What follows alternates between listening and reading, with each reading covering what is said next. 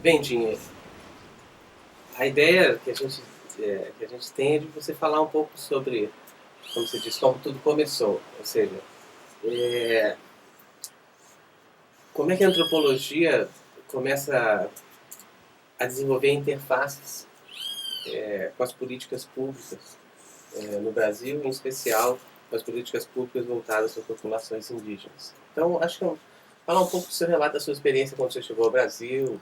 É que quando eu cheguei no 83, como professor visitante, eles solicitaram eu fazer uma disciplina de extensão, porque eu cheguei no final de setembro, até que estou celebrando 25 anos no Brasil, no final de setembro. Eles solicitaram eu fazer uma disciplina de extensão. Aí eu fiz antropologia, que naquela época eu chamei antropologia médica. Mas foi bastante interessante, porque eles me contrataram, porque eu trabalho com uma parte mais simbólica, não da antropologia de saúde. Aí eu fiz uma disciplina e eu até lembro as pessoas perguntaram, mas o que é isto? Antropologia médica, ou hoje em dia que eu chamo antropologia de saúde.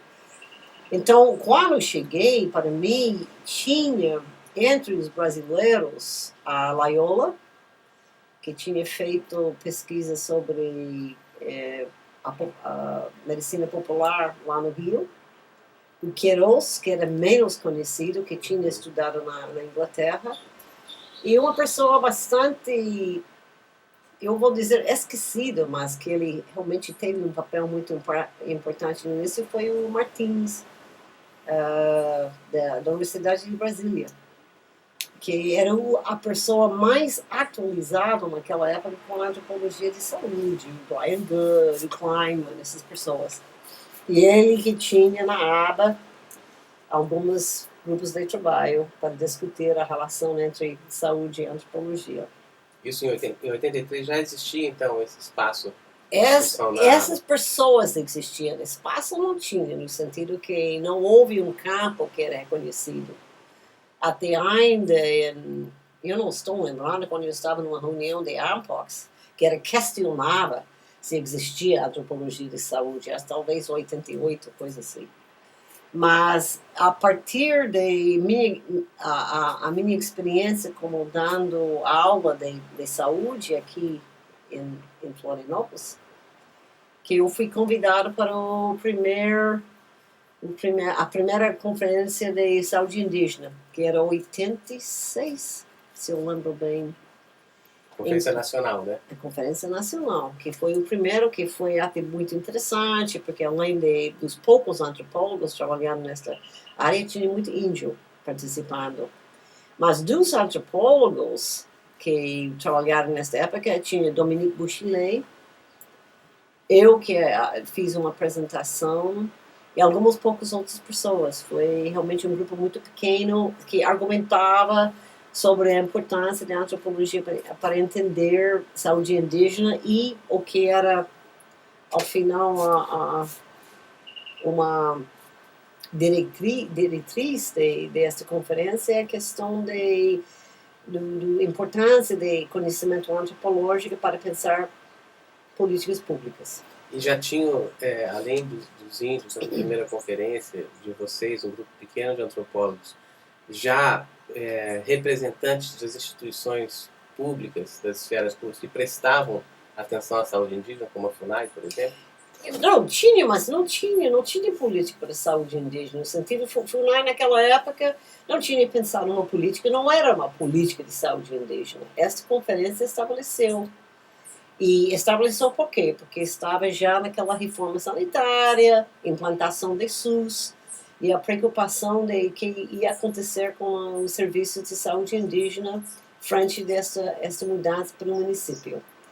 E a conferência também estava solicitando, no nível do Ministério da Saúde, para tratar da saúde indígena. Em parte, eu suponho, porque estavam com uma certa preocupação que o índio, em muitos municípios, é minoria e que ele ia ser excluído do sistema de SUS.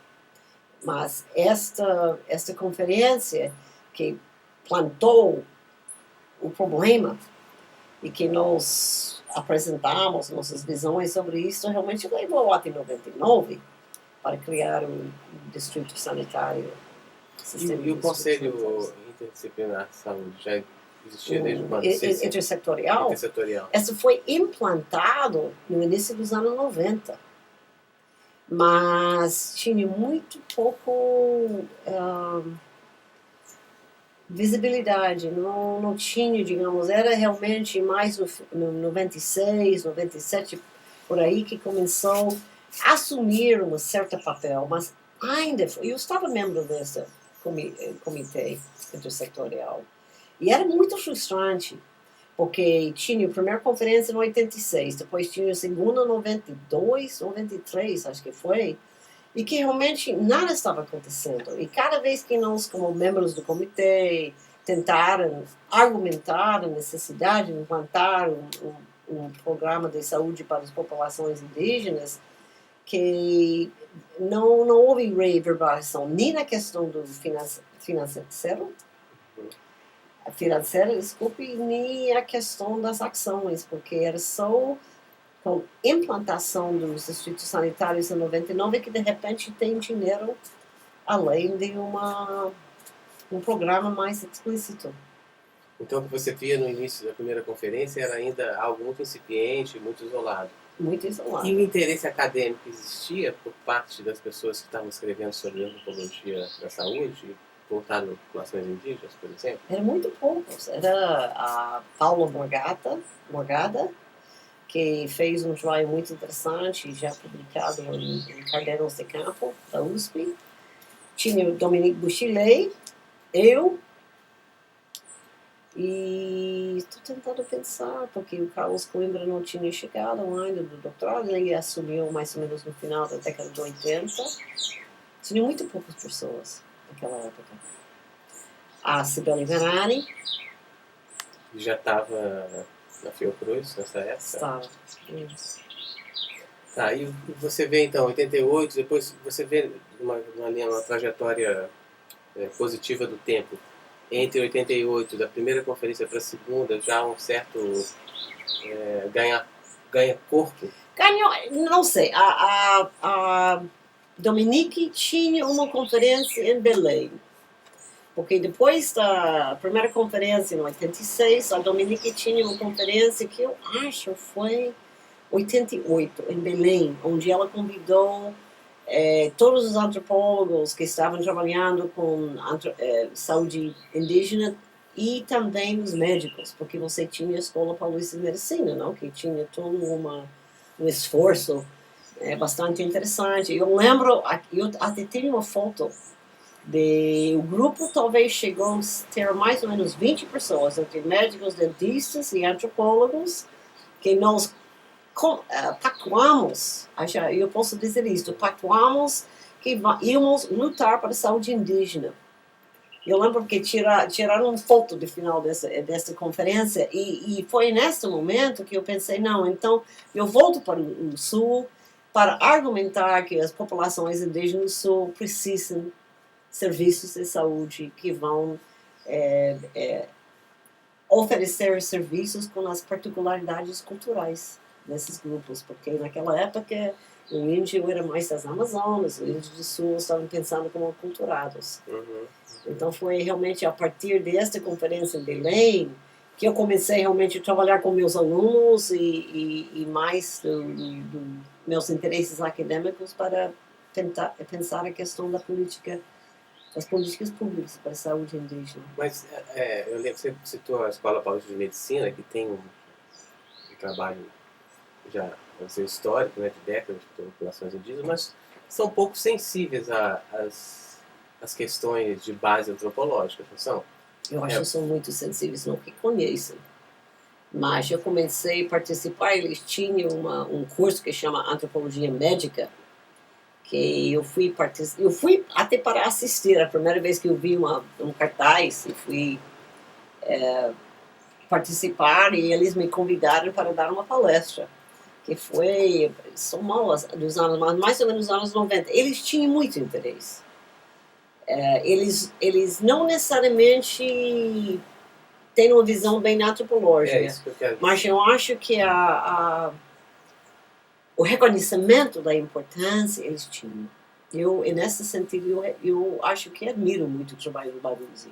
Porque Baruzzi é muito médico, mas ao mesmo tempo ele queria explorar essa parte, achava importante. Então, nesse sentido, eu acho que este curso era como tratar índio, não era realmente pensar coisas antropológicas, mas eles não estavam fechados. Então, se a gente começa a falar um pouco do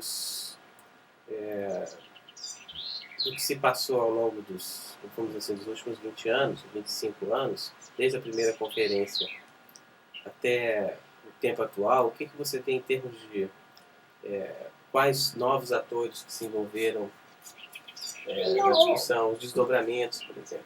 Bom, eu acho, em antropologia, o campo da antropologia, hoje em dia é reconhecido, não só em saúde indígena, mas está reconhecido plenamente como um campo particular. E tem muitas pessoas, muitos pesquisadores, tanto na antropologia como na sociologia, né, que estão interessados. Agora, em 99, com a implantação dos distritos sanitários, você agora tem profissionais de saúde que pelo menos dizem que devem dar atenção às particularidades culturais. Agora, eu acho que o diálogo está muito complicado. Eu acho que, ao final, o que eles acham que tem que pensar cultura, o que é cultura, eles não têm uma certa clareza e, às vezes, trabalham com bastante como chama, preconceito, que é o que é cultura, o que é o índio acredita. E eu acho que, nesse sentido, os serviços de saúde, além de algumas equipes muito especiais, em geral, os serviços de saúde não avançaram muito. Pois é, a questão do como pode ter avançado a incorporação de um novo campo, quando a gente fala de antropologia médica, como se falava, a gente fala assim, sobre como vamos fazer a antropologia da medicina, ou seja, uma das dificuldades, eu não sei se você concorda, o que você acha sobre isso, é a incorporação por parte do corpo médico de que o conhecimento médico em si é um conhecimento com base na cultura, historicamente construído, socialmente estabilizado, dado. Essa grande dificuldade de você, que eu vejo como foi a grande inovação do Kleinman, né, em chegar para a gente e dizer, não, olha, esse conhecimento da medicina é um conhecimento também com base na cultura, também é cultural. Você acha que esse olhar crítico a si mesmo, os médicos ou as pessoas ligadas ao campo da saúde conseguiram incorporar? Não conseguiram. Mas os antropólogos também acho que não ajudam nesse diálogo, porque o mais importante é que um diálogo. E, em geral, o que acontece frequentemente é que os antropólogos também criam certas antipatias. Então, esse diálogo está muito incipiente. Você tem alguns médicos, algumas equipes que tentam relativizar o saber biomédico. Mas eu acho, em geral, que eu vejo que as políticas de saúde indígena são, basicamente, ainda fazendo as mesmas perguntas. Como vamos educar os índios para comportar como devem comportar, para reconhecer que nossas diretrizes são mais importantes para eles terem melhor saúde.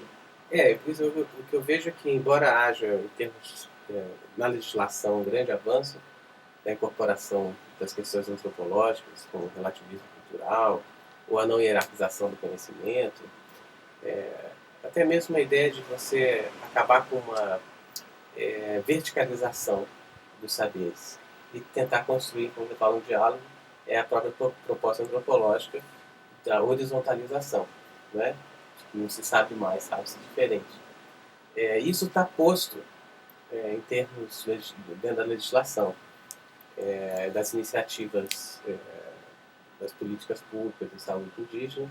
Agora, esta incorporação, de fato, ela tem grandes limites na hora em que o conhecimento ele não tem, no cotidiano clínico, por exemplo, no atendimento, você vê esse tipo de relações horizontais?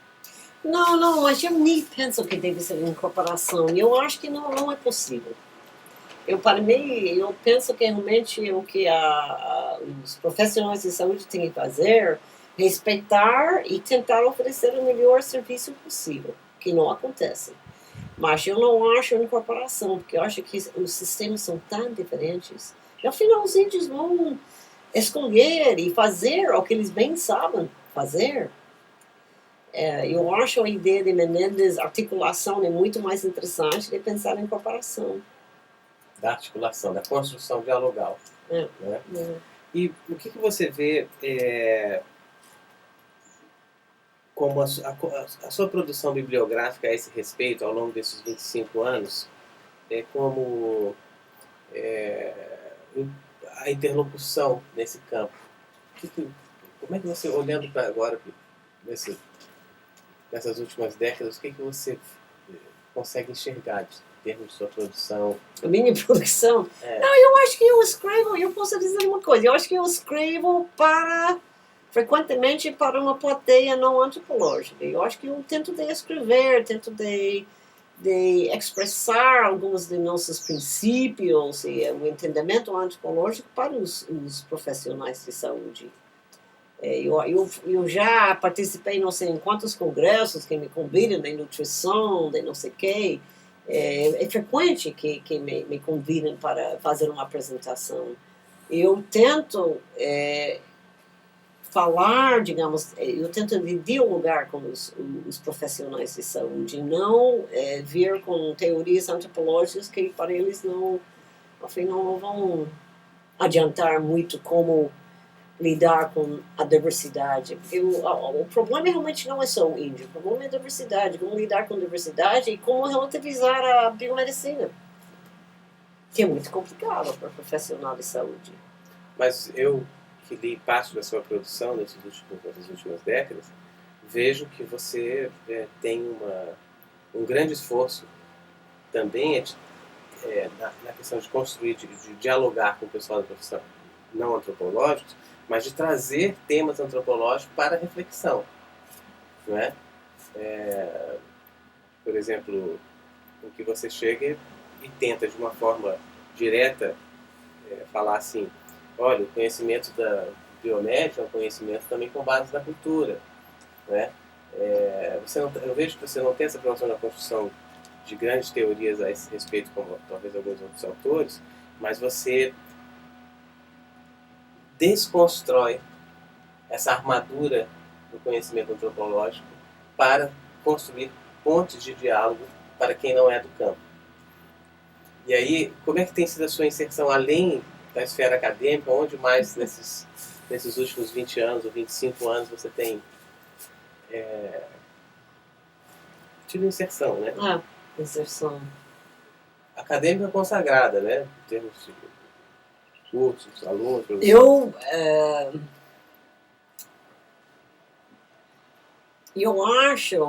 posso dizer que eu acho que essa inserção, se é eficaz, tem que acontecer em contextos locais.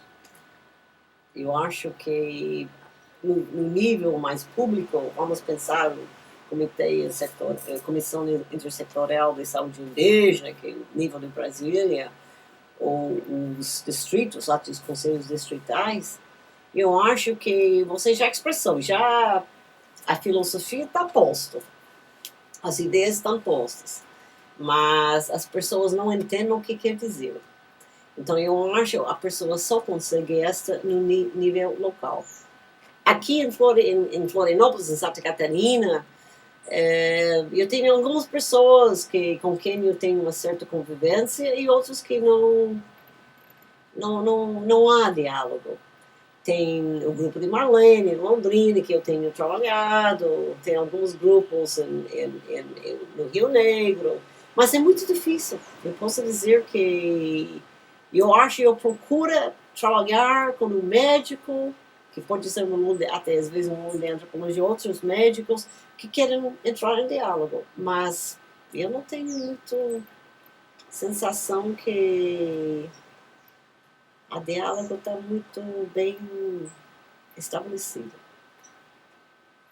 Bem, a gente cumpriu aqui nosso roteiro. Não sei o que mais você gostaria de falar. Umas últimas palavras que você queira dar em relação aí a proposta da relação entre o conhecimento acadêmico e a produção acadêmica e a sua praticidade, ou aplicação prática. Não, eu acho que está acontecendo, mas a gente vai levar muito tempo. E os índios, como você tem visto assim, mais o campo que a gente tem trabalhado aqui no sul, no Choclen, Skygang, como você tem visto, por exemplo, esse diálogo, as interfaces de participação, os fóruns de participação indígena frente ao campo da saúde? Elas estão muito mais fortes que estavam. Eles têm um papel. Agora, ao mesmo tempo, eu acho a ideia de o que é saúde, o que é medicina, é uma construção dialógica. Eu acho que o trabalho da Luciana sobre medicina tradicional é um bom exemplo, no sentido que é esse campo saúde? Porque os índios pensam muito diferente, no sentido que o campo de saúde para o índio é muito mais abrangente que para nós. Mas quando pensamos em ações em saúde, em políticas públicas, já estamos em uma área muito mais restrita. Mas eles estão funcionando. Está nisso. Tá bom. Muito obrigado. Tá bom. Parabéns. Obrigada.